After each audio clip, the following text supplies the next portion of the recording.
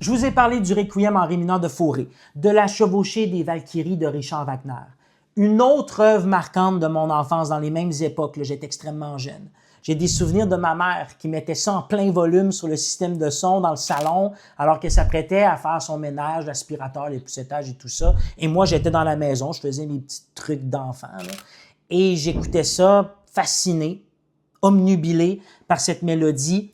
O Fortuna Carmina Burana de Karl Orff, une œuvre qui a été composée, écrite en 1935 et 1936. C'est une œuvre qui est monumentale, les amis. Cette mélodie, l'orchestre, le chœur, cette espèce de construction, il n'y a pas grande œuvre qui s'y compare au niveau de l'intensité. Le titre complet en latin est difficile à vous lire. Là. Je ne vais pas le faire aujourd'hui avec vous parce que je n'ai pas envie de m'humilier devant tout le monde, mon latin n'étant pas fameux.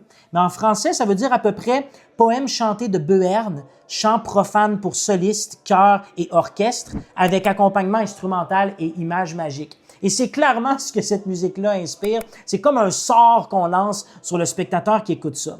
Les poèmes abordent des sujets universels dans cette œuvre-là.